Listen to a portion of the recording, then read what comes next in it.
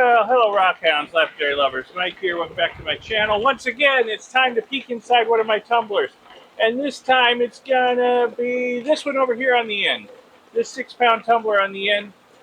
And this time we're gonna see some finished polished rocks. This tumbler has been unpolished for over 2 weeks now. It's got a lot of agate in it. It's got a lot of fully agatized petrified wood. And I had a peek at that stuff in there a few days ago, and it looked like it was done. It had amazing polish on the pieces, but I didn't have time to deal with it, so I just put it back up there and let it spin. So today's the day, though. I've got some time. It's Saturday, so I'm going to take this tumbler off, and I will dump this stuff out. And we're going to put it back in here for a burnish. I'm going to clean everything out really good. We'll put it back in the tumbler for a little while with some borax to burnish all the rocks, clean them up a little bit. Then we'll put them in the ultrasonic cleaner. Then we'll dry them out and have a look at them under some good lighting. And I think you're going to be impressed. But the first step is I need to dump this out and rinse it off real good, then put it all back in there with some borax. So let me get this dumped out, cleaned off, and we'll do that. So I don't normally show this part where I clean the rocks off. Basically, I just dump them out into a colander and hit them with my garden hose here to clean them out. But I thought I'd just show you how foamy it is in there. It's, the cerium oxide polish has really foamed up with the rocks as they've tumbled for over 2 weeks in here. A lot of foam. Okay, let me put the phone down and get these cleaned up so we can get a look at them. So here you can get a sneak peek at what's in here before it goes back into the tumbler drum for some burnishing. Like I said, mostly agate and agatized petrified wood. There is some banded iron in here, green moss agate. Some of these pieces are going to be really pretty. You'll see when they're dry. More banded iron. But mostly agate and agatized petrified wood. So I'm going to burnish them, and then I'm going to ultrasonic them. Are both steps really necessary? Leave your opinion in the comments and let me know what you think. Now, I have my reasons. I can see on some of these, especially when they briefly dried out before I got them over to the workbench, that there's a film of cerium oxide on them still. I think the burnishing step, putting these back in the tumbler drum with some borax and letting them run for a couple of hours, will get rid of any dried on cerium oxide on these rocks, and that will prevent them from being dull and being as shiny as they can be. Then I'll ultrasonic them, and that will get any leftover grit or polish out of any of the nooks and crannies on them, the cracks, the tips, the whatever. Then we should have some pretty darn clean rocks, I'm thinking. So that's my rationale for doing both steps. I'm not in a big hurry, but I'm thinking by this afternoon sometime I should have some really clean rocks, and when they're dried out, hopefully they'll be as shiny as they are when they're wet. So let me get them back in the tumbler drum over here. Gently, because I don't want to chip or crack any of them at this late stage of the game. Ooh, look at that. Wow, that's going to be amazing. It's already amazing. Get all of the media back in here too, so they don't crash together too hard during the burnishing stage.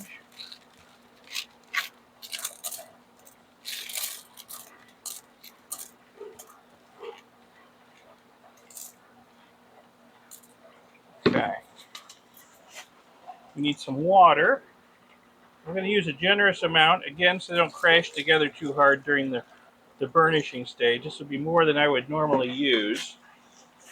I'm going to throw some borax in here, some good old 20 mule team borax. And I got to dig deep.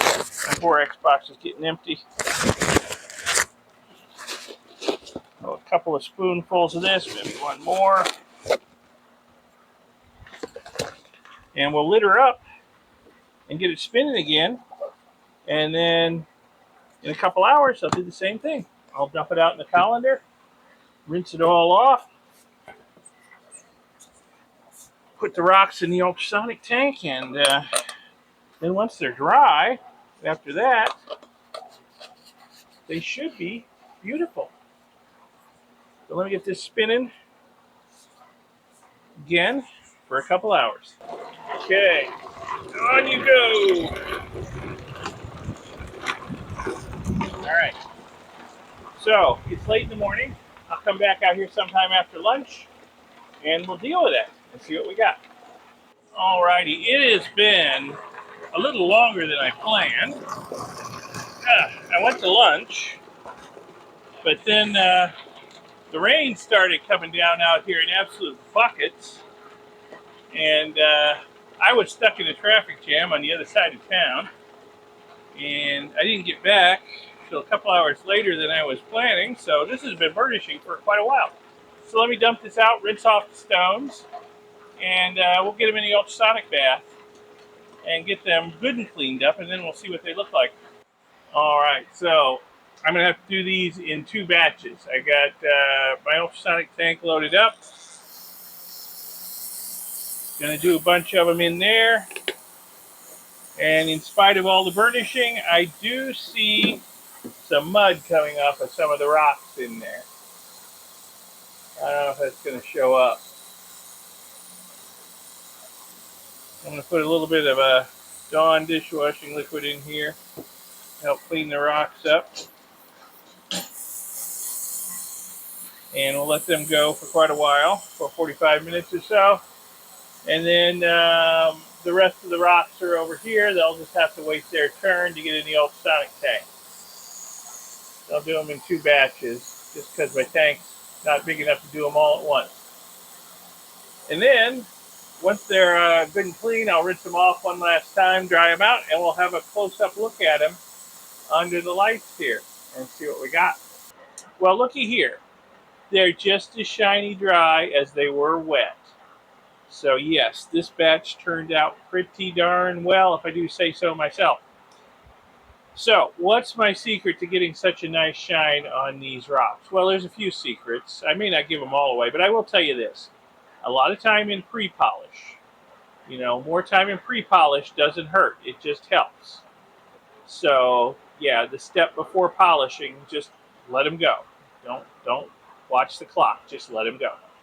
And then when it comes to polishing and pre-polish, I only do stones of like hardness together. So these stones basically are almost all agates, or as hard as agates. It's a fully agatized petrified wood here. Got some true agates, got some Jasper agate, got a few pieces of banded iron up here. But basically, it's all about the same hardness, okay? So, you know, you run into problems if you start tumbling rocks that are harder and softer together. The soft ones get beat up, all right? So when I tumble soft rocks, I tumble them together with other soft rocks. And then that's the way you get this kind of shine on your rocks. So I'm pretty happy with this batch. There's not many of them I'm not happy with, but I do have some favorites, some special favorites, and we'll take a look at them up close and maybe even shine a light through them and show you what's going on inside them because they're neat. If you have a favorite in this batch, leave a comment down below and let me know which ones you like best. But I'll show you which ones I like best and why. This one right here is kind of near the top of the list right here. This is Petrified Wood from the Dobell Ranch in Arizona. A slab off of an especially agatized piece. I mean, you'd be hard-pressed to tell that this is Petrified Wood, but it is. It's got some electric red dendrites and a sort of semicircle in it. And it's just an amazing, amazing piece of rock. I'm going to set that aside. We'll take a close-up look at it, and we'll look through it. This piece right here, again, from the Dobell Ranch in Arizona, just has amazing color to it. And it took a really great shine. So we'll take a close-up look at that. This piece here, again, is starting to sound like a broken record. Dobell Ranch Petrified Wood. Amazing colors. Got some black dendrites in it. Just an amazing shine to it. So we'll set that aside. Leaving the petrified wood for a minute, we've got this right here, this green moss agate. I especially like this this super transparent one with the light green moss in it. I think this rock is really, really pretty. We'll take a close-up look at that. Sticking with the agates, this got this sort of a Jasper agate piece that found rockhounding in Wyoming some years ago with my wife and a friend. I really like this rock. I like it because it reminds me of that trip out rockhounding, which was a lot of fun. And I think it's just a pretty rock too. This half of it has made it all the way through polish. The other half is still going. Got this piece right here. Again, some more Dobell Ranch Petrified Wood. It's just got amazing grays and reds in it, and purple and yellows. It's really an amazingly pretty rock. And really, it's really hard to narrow it down to just a few favorites, but we're going to, so that this video isn't too long. I got a rock here that's really not on my favorite list, but I think we need to look closer at it anyway. This is another piece of Dobell Ranch Petrified Wood. And just looking at it, you can see, yeah, it's got some red dendrites in it, but it doesn't look especially wonderful. Well, we'll look at it. We'll shine some light through it and look at it and see what it looks like then. So, okay, let me give you a close-up look at my favorites, and we'll shine some light through them. So here's this piece of petrified wood from the Dobell Ranch. It actually looks like agate, fully agatized. Interesting stuff going on. Shine a light through it. Even though everything inside it looks red, the light coming through is purple. Which, you know, maybe on my camera it's not showing up as purple as it is to my eye, but it's looking very purple. So I thought that's kind of neat. And you can see there's all kinds of stuff going on in there, all kinds of dendrites inside that rock. That's very cool.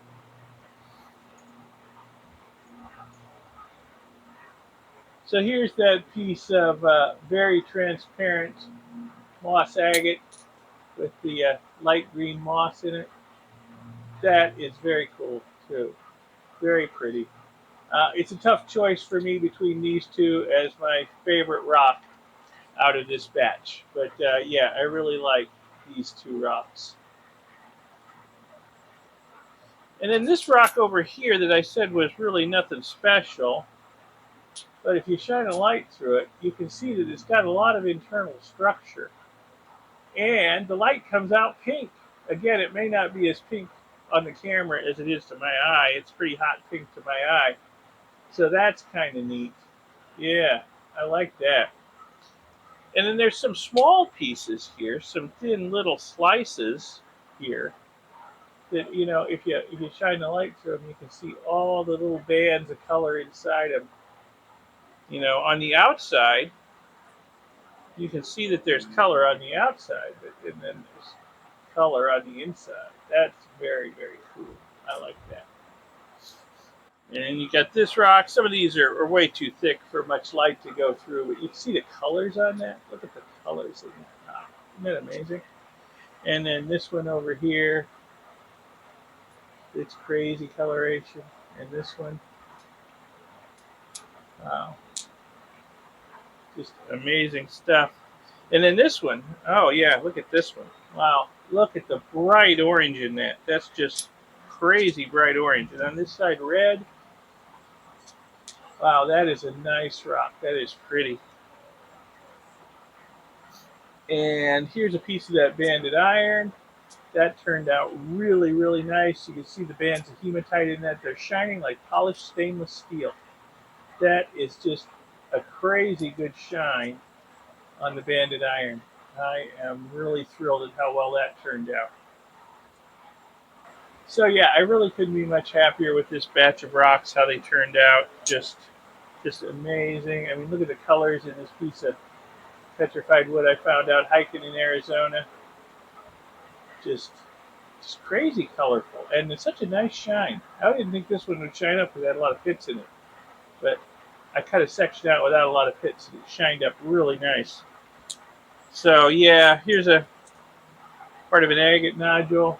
What a shine, and just the colors. Yeah, it's hard to find a loser in this batch.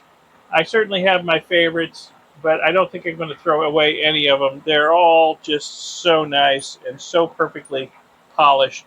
I'm very, very happy with this batch, and I can't wait until I get another batch out of polish. But the whole like rocks together thing kind of constrains me a little bit. It takes me a while to accumulate enough like rocks to run them through the last two stages and get them out in this condition. So it takes a while. Even with 5 tumblers going, it takes a while to get a batch all the way through. Unfortunately, I guess I need more tumblers. I mean, can you have too many? I guess when they run you out of your own workshop, you've got too many. All right, well, we'll see about getting some more tumblers. Until then, subscribe to see my future videos where you'll see me tumbling more rocks, and hopefully they'll come out as pretty as these did. Leave a comment. Let me know what you think of my process, what you think is your favorite rock here. And if you like this video at all, give it a like, give it a thumbs up. Remember to subscribe, and I'll see you in the next video. Thanks for watching this one. Bye.